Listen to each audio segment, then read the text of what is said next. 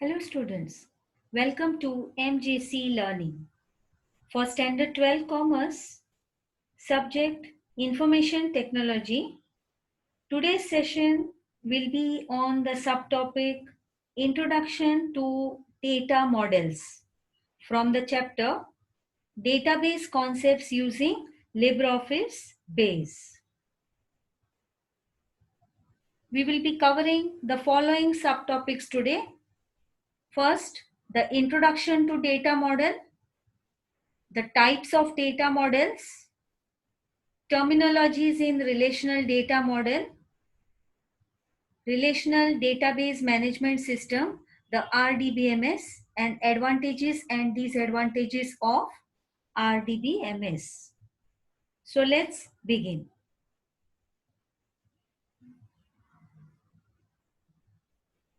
Do you know what a data model is? It is a structure which defines the logical design of a database, how a database structure looks, the design of it. That is defined by the data model. It defines how data will be stored, accessed, and updated in a database management system. It defines how data is connected to each other. Various types of data will be there in database management system. So how this data is connected to each other and how they are processed and stored inside the system. That logical design will be shown through a data model. The main highlights of this data model are: data is stored in tables called relations.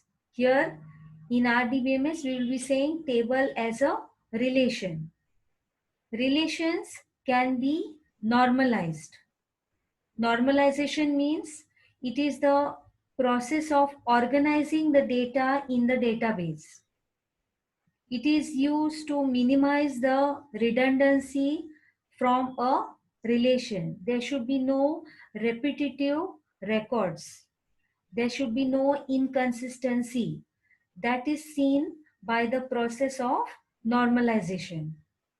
It is also used to eliminate the undesirable characteristics like insertion, updation, and deletion anomalies. So it makes your data model flexible and reliable. Next, in normalized relation, values saved are atomic values. That is, having a single value. Atomic means having a single value. Each row in a relation contains a unique value. Stress more on this word here, unique, one of its kind. So each row should contain a unique value, and each column in a relation should contain values from the same domain of one type. In the column, data should be of one type.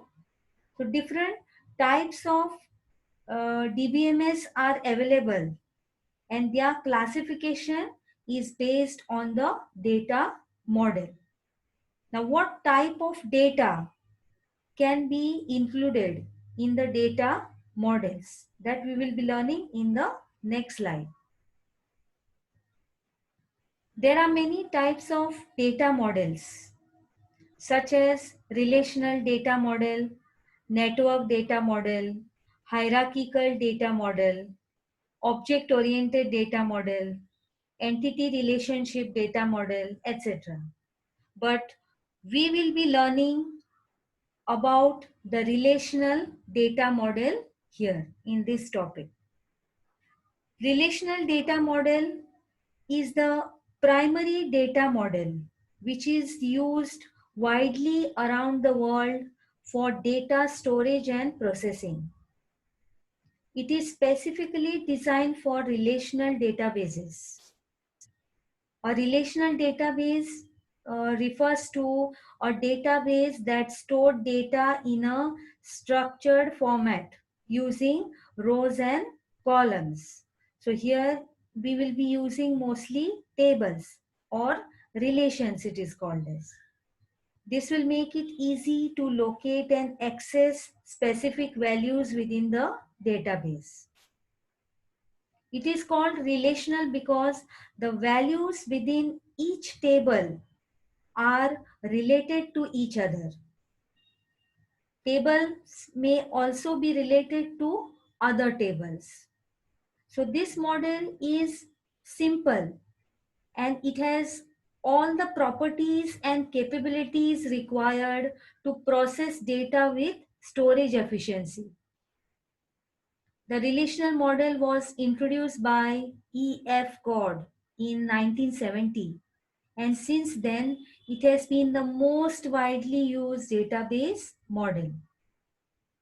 The basic structure of data in the relational model is tables. All the information related to a particular type is stored in rows of that table.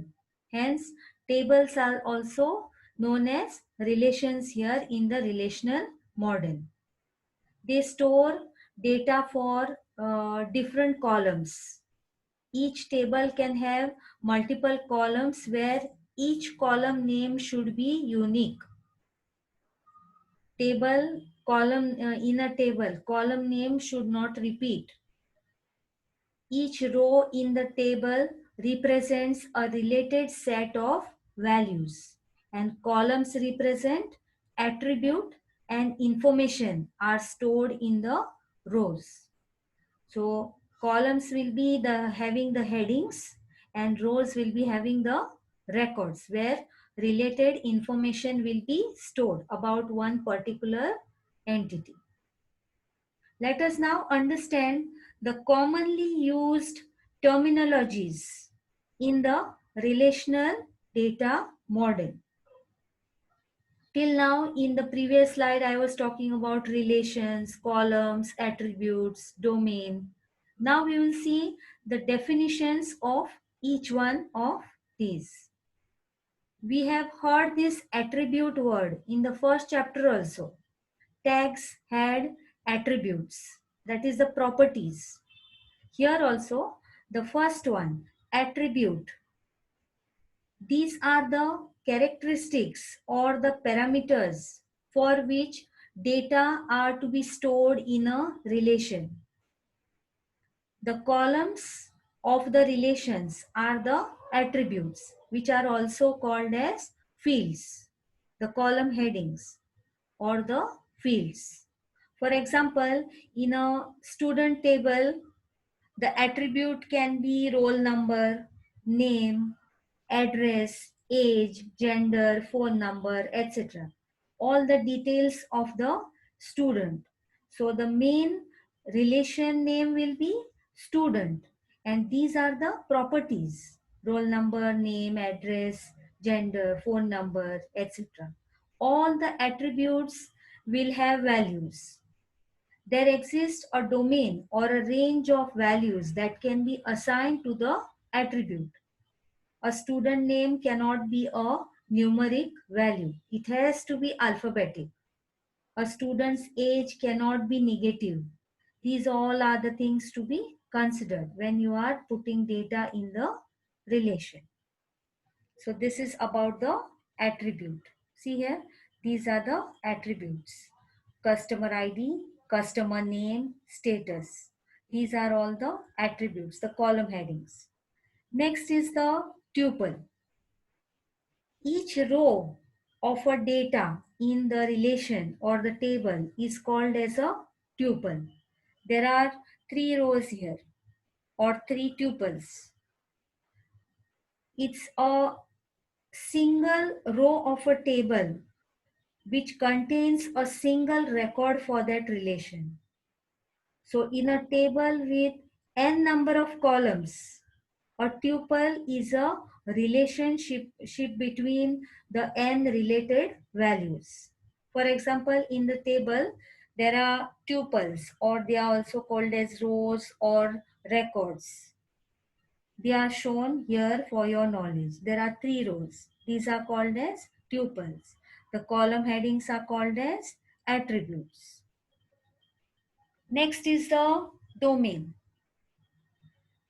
This is a set of values from which an attribute can take a value in each row.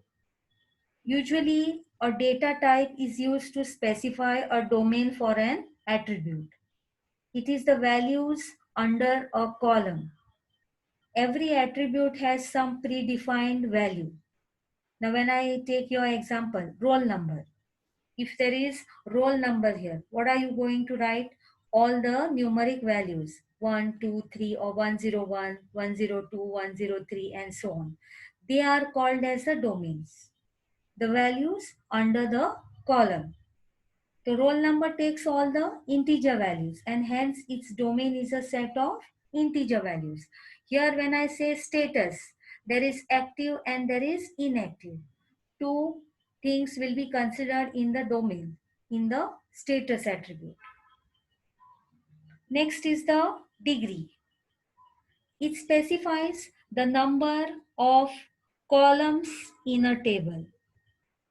That is the number of attributes in a relation is called as the degree of that relation or the table. So here if you consider this table, the degree is 3. The number of columns, customer ID, customer name, and the status. Cardinality.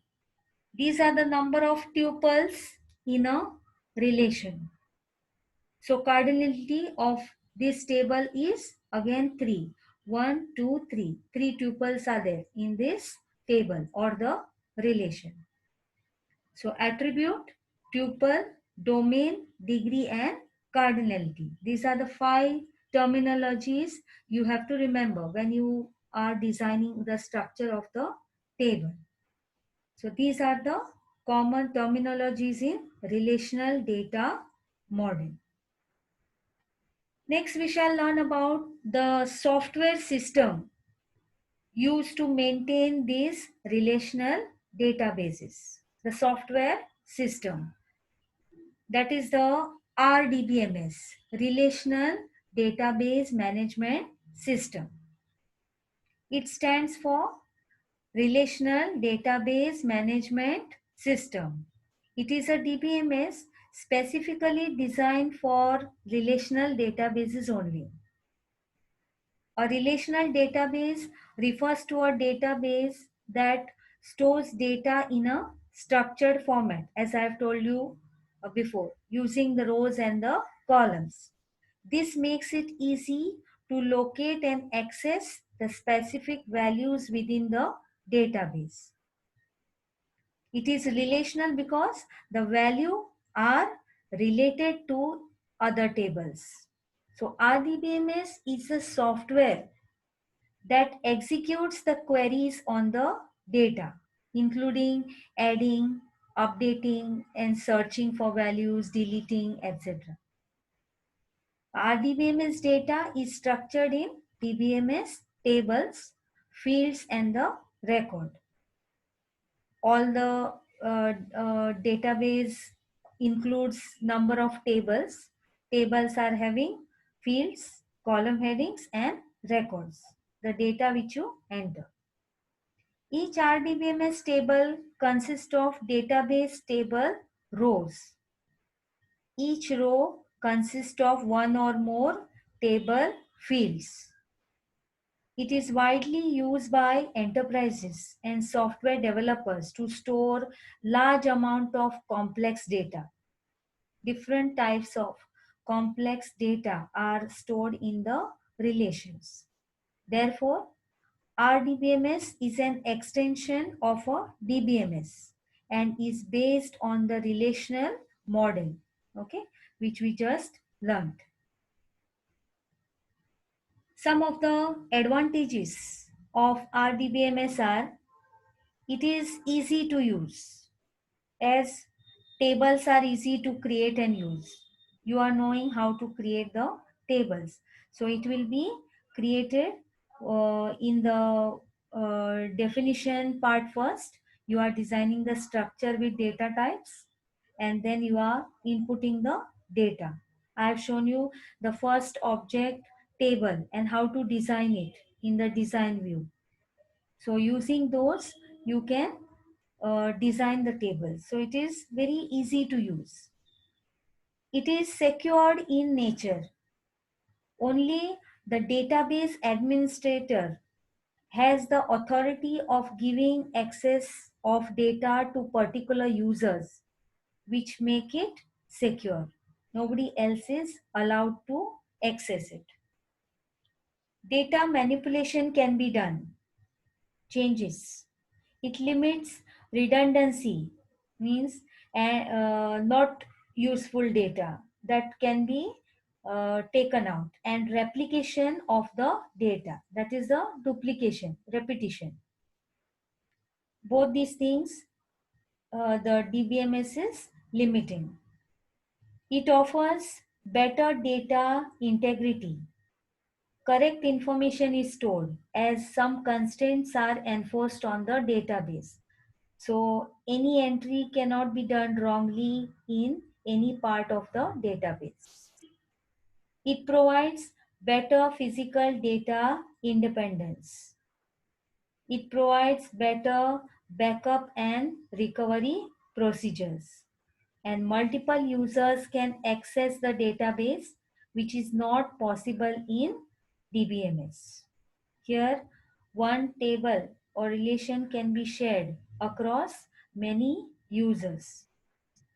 So these were the advantages of RDBMS. Next are the disadvantages of RDBMS. First one, the software is expensive. Cost of DBMS varies significantly depending on environment and functionality. Therefore, the software is said to be expensive here. Second, complex software refers to expensive hardware and hence increases overall cost to avail the RDBMS service. Third, it requires skilled human resources to implement. You should have knowledge how to handle a database, how to work with it. So you should have some skills to implement. Certain applications are slow in process. This database has a slow extraction of results as compared to other databases. And last, it is difficult to recover the lost data in the RDBMS. That is the biggest disadvantage of RDBMS. So today you learned about the data model and its types, the structure of a relational database and its terminologies, attributes, tuples, degree, cardinality, and so on. Also that the structure of a relational database is based on the relational model. Next, you learnt about the largest structure in a relational database, that is a table, which contains fields or attributes and records or tuples. And finally, that the RDBMS, Relational Database Management System software package, is used to manage the relational databases. So that's all for today. Thank you.